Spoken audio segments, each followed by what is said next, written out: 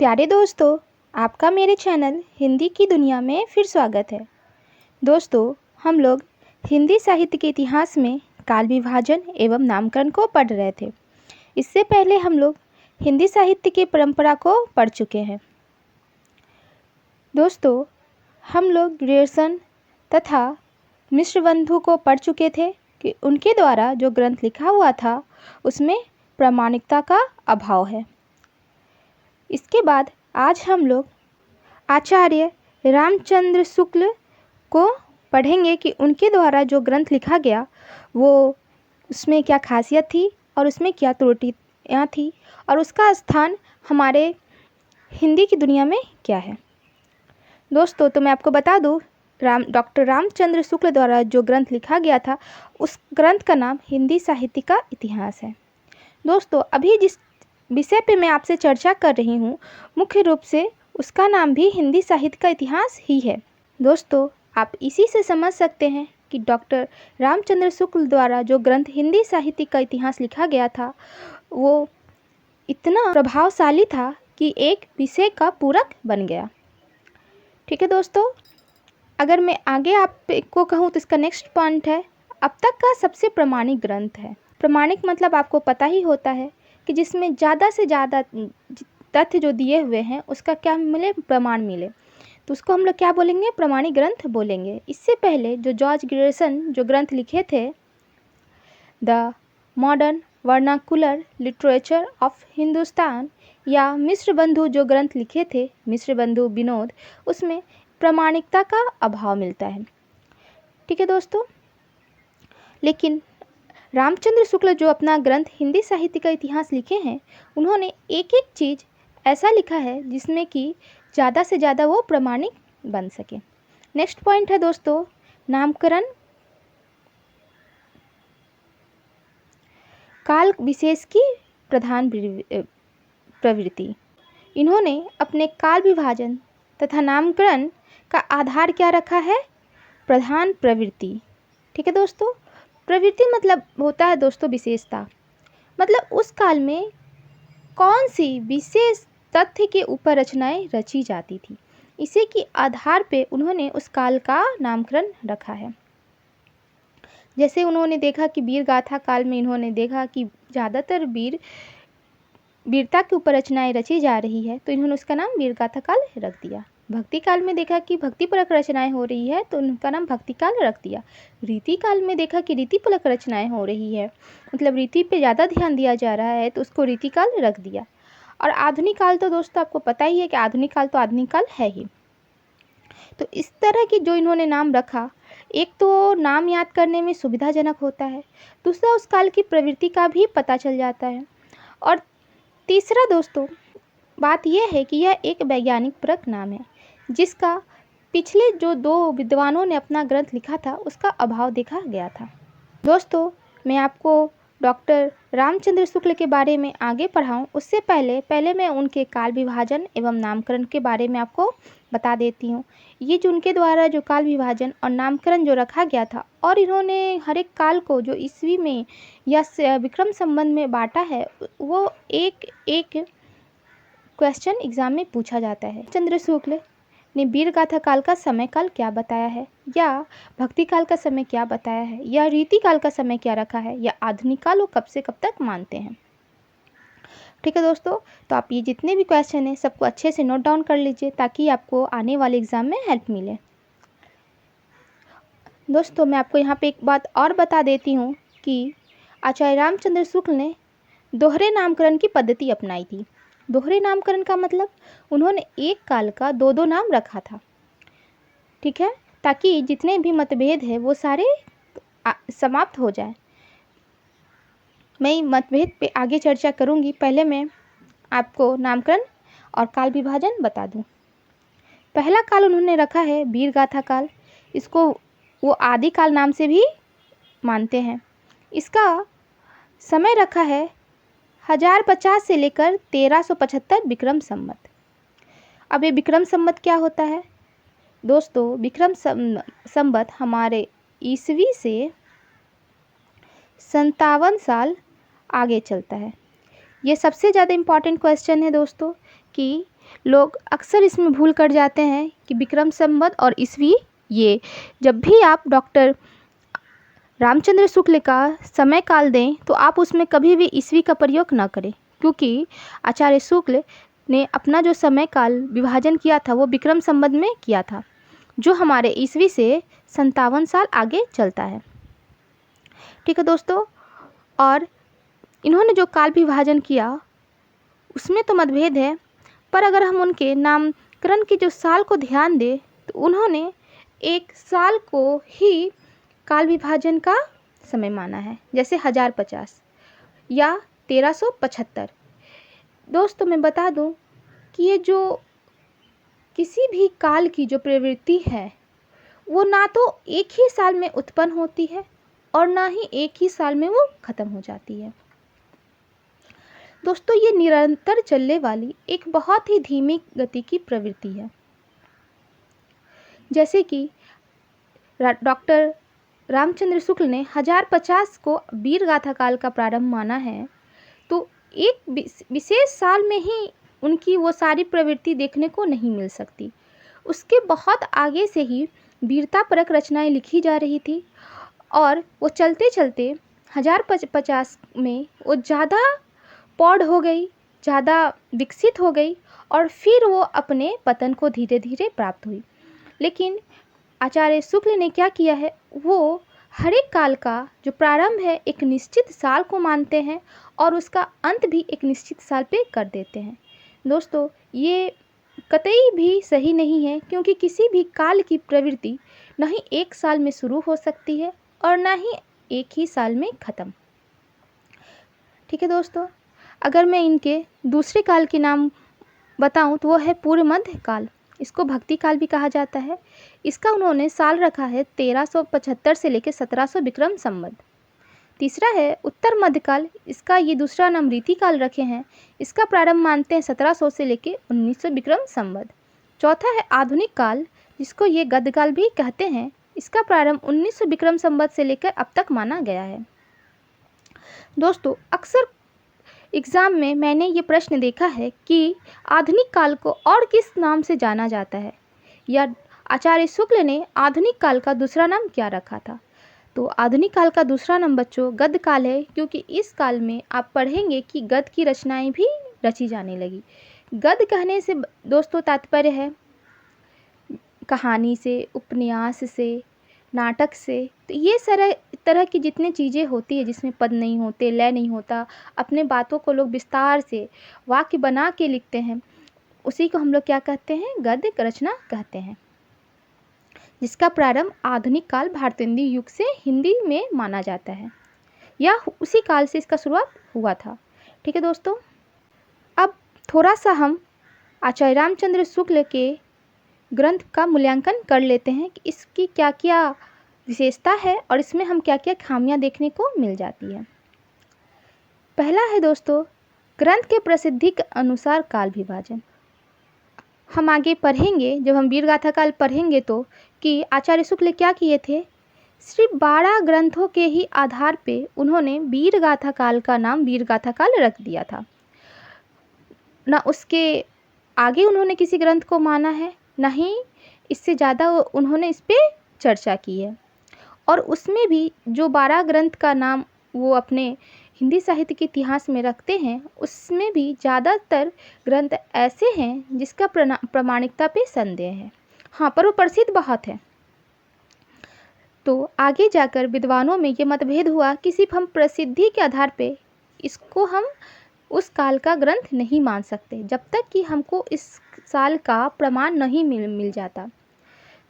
तो उसी की वजह से उनका जो वीर गाथा काल जो नाम पड़ा, उस पर हजारी प्रसाद द्विवेदी ने अपना मतभेद प्रकट किया है।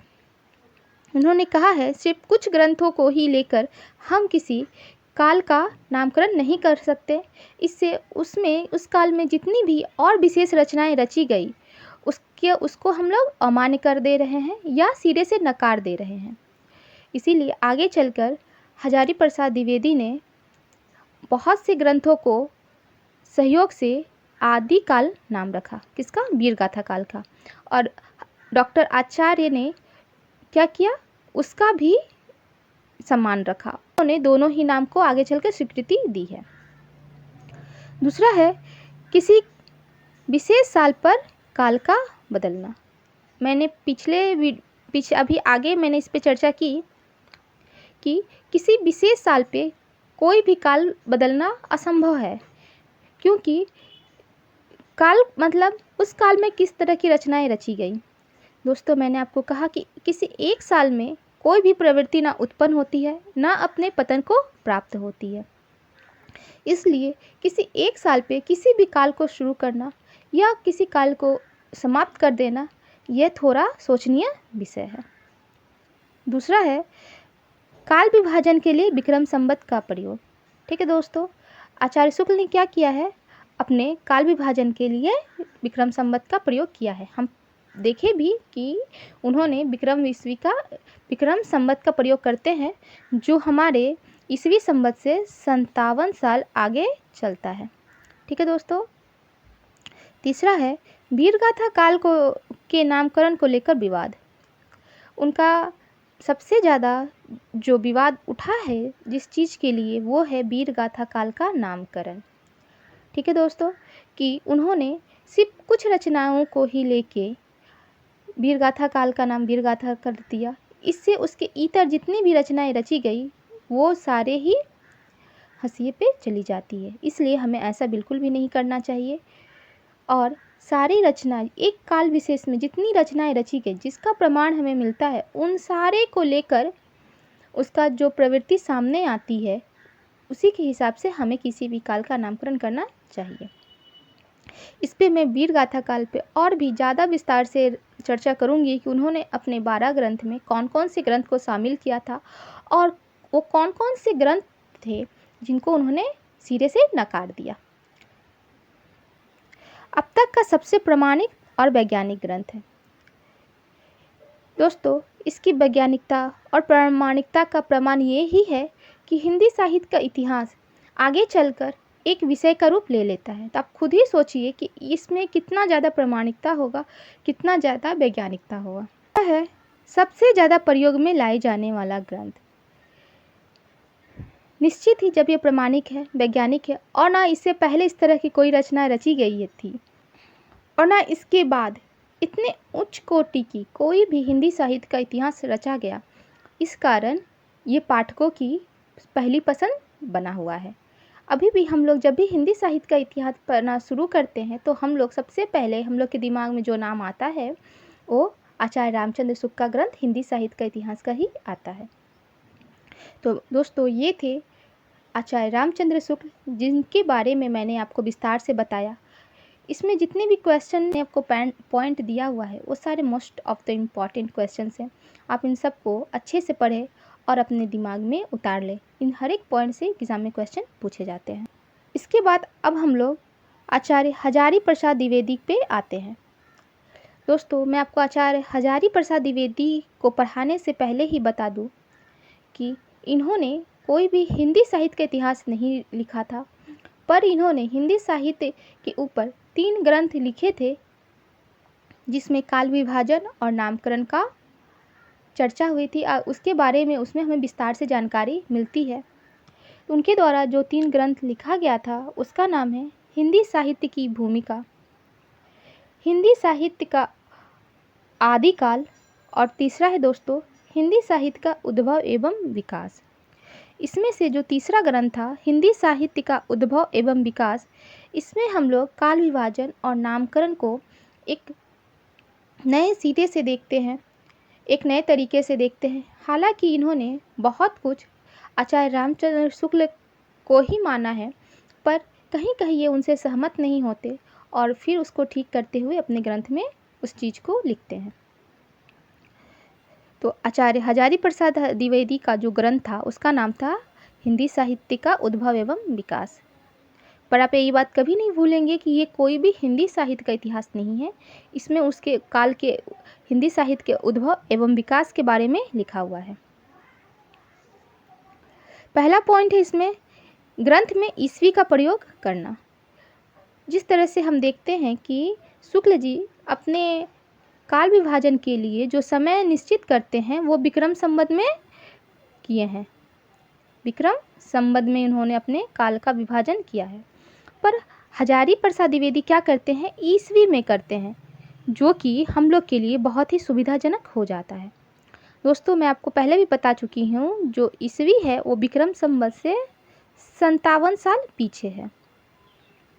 ठीक है दोस्तों, आप ये चीज़ अपने दिमाग में एकदम उतार लीजिए कि जो ईस्वी और संवत में कितने साल का अंतर है, 57 साल का, और आगे कौन चलता है, विक्रम संवत चलता है। दूसरा है वीर गाथा काल का नाम बदलकर आदि काल रखना। दोस्तों आचार्य शुक्ल जो 12 ग्रंथों को लेकर वीर गाथा काल का नाम वीर गाथा काल रखे थे, उसमें से भी ज़्यादातर ग्रंथों की प्रामाणिकता पे संदेह है।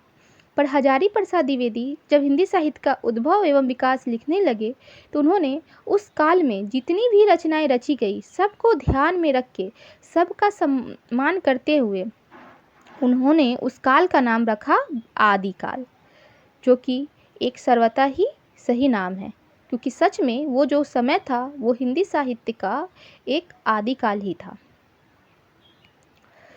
तीसरा पॉइंट है दोस्तों, काल विभाजन एक निश्चित तिथि को न मानकर पूरी शताब्दी को मानना।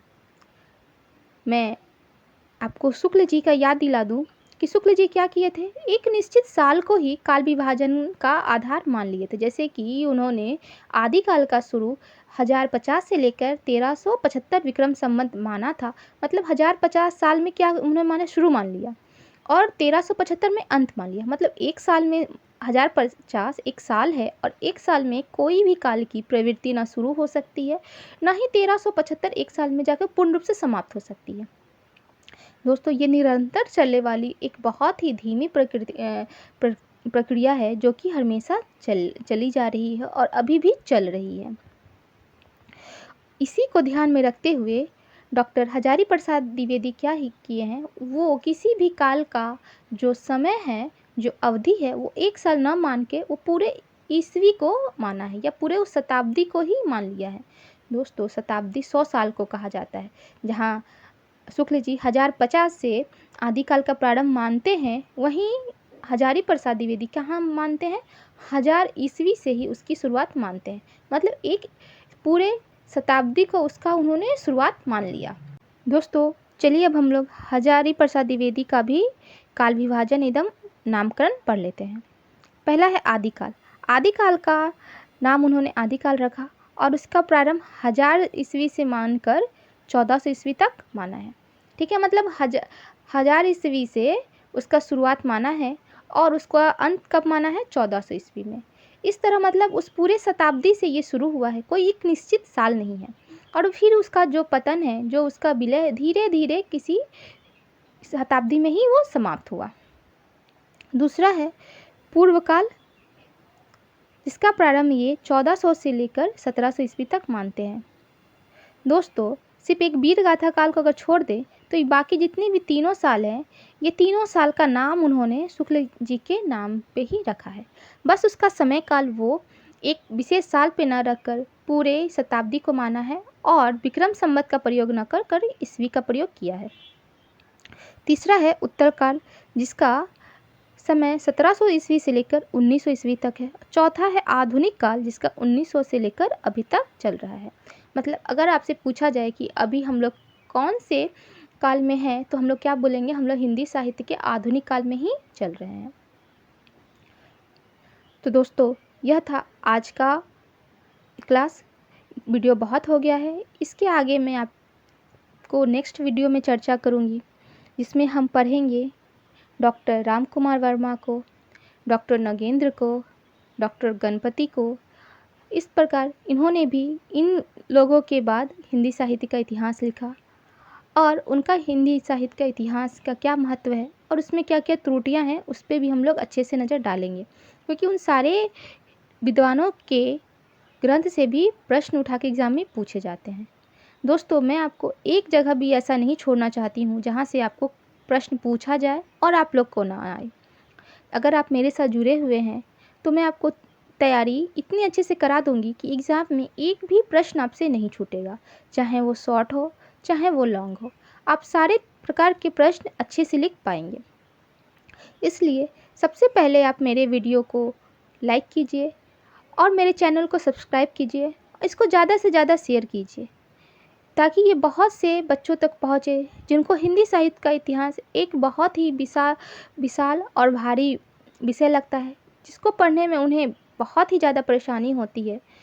उनको अब किसी तरह की कोई परेशानी नहीं होगी। इसलिए आप ज़्यादा से ज़्यादा मेरे वीडियो को शेयर करें। और दोस्तों, आप मेरी मेहनत को देख ही रहे हैं कि आपको पता ही चल रहा है जब आप मेरी वीडियोस को देखेंगे कि पूरे यूट्यूब में ऐसा वीडियो आपको कहीं नहीं मिलेगा। वीडियो क्या दोस्तों, आप एक ग्रंथ में इतने सारे नोट्स या पॉइंट कहीं नहीं पाएंगे। मैं खुद बहुत सारे ग्रंथों को उठाकर या बहुत सारे किताबों को उठाकर सारे पॉइंट को तैयार कर रही हूँ ताकि आपको मैं ज़्यादा से ज़्यादा बेहतर चीज़ें दे सकूँ और आपका एग्ज़ाम अच्छी तरह से क्लियर हो जाए। दोस्तों, आज के लिए इतना ही। आगे नेक्स्ट वीडियो में अगर आपको मेरा वीडियो अच्छा लग रहा है तो प्लीज़ एक लाइक कर दीजिए और इसे ज़्यादा से ज़्यादा शेयर कीजिए और मेरे चैनल को सब्सक्राइब करना बिल्कुल ना भूलिए। धन्यवाद।